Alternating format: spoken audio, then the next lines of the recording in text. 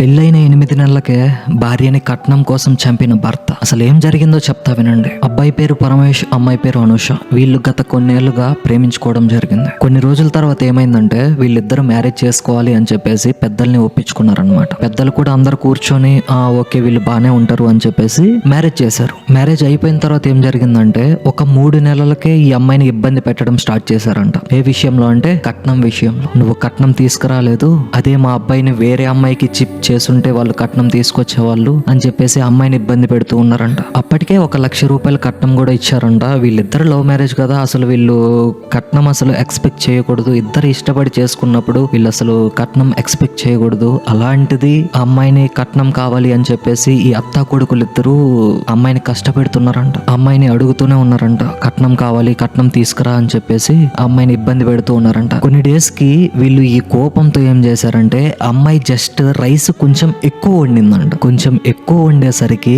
వీళ్ళ అత్త ఎవరైతే ఉన్నారో తను వచ్చేసి ఈ అమ్మాయిని కొట్టిందంట. ఎందుకు రైస్ ఎక్కువ వండినావు అని చెప్పేసి ఆ అమ్మాయిని కొట్టిందంట. ఇంకా తర్వాత వీళ్ళ భర్త పరమేష్ అనే అబ్బాయి వచ్చేసి ఆ అబ్బాయి కూడా ఆ అమ్మాయిని కొట్టాడంట. బాగా కొట్టేసరికి ఆ అమ్మాయికి బాగా దెబ్బలు తగిలాయంట. ఇంకా అలా దెబ్బలు తగలడంతో వాళ్ళ మామ ఎవరైతే ఉన్నారో వాళ్ళ మామ వచ్చేసి ఈ అమ్మాయిని వాళ్ళ అమ్మ వాళ్ళ ఇంట్లో దించేసి వచ్చేసాడంట. దించేసి వచ్చిన తర్వాత వాళ్ళ అమ్మ వాళ్ళు ఎవరైతే ఉన్నారో ఏదో ఫంక్షన్ ఉందని చెప్పేసి అందరూ ఫంక్షన్ కి వెళ్తున్నారంట. ఈ అమ్మాయిని కూడా తీసుకెళ్తున్నారంట. వెళ్లే దారిలో చూపిద్దామని చెప్పేసి ఈ అమ్మాయిని కూడా తీసుకెళ్తున్నారంట. తీసుకెళ్తుంటే ఈ అబ్బాయి ఫాలో అవుతా ఉన్నాడంట. ఈ పరమేష్ అనే వ్యక్తి ఎవరైతే ఉన్నారో ఈ అబ్బాయి వాళ్ళని ఫాలో అవుతా ఉన్నారంట. ఇంకా వాళ్ళు ఫంక్షన్ కి వెళ్లే క్రమంలో మధ్యలో ఒక హాస్పిటల్ ఉంటే హాస్పిటల్లోకి వెళ్లి చూయించాలి అని చెప్పేసి హాస్పిటల్ దగ్గర ఆగారంట. వాళ్ళు ఎప్పుడైతే హాస్పిటల్ దగ్గర ఆగారో ఇంకా ఈ అబ్బాయి ముందుకు వెళ్ళాడంట. ముందుకు వెళ్ళేసి వాళ్ళని ఆపేసి నా భార్యకి మీరు చూయించడం ఏంది, నేనే చూయించుకుంటా అని చెప్పేసి అమ్మాయిని తీసుకెళ్లాడంట. అమ్మాయిని తీసుకెళ్లిన తర్వాత వీళ్ళ పేరెంట్స్ ఎవరైతే ఉన్నారో వాళ్ళు కూడా ఫాలో అవుతున్నారంట.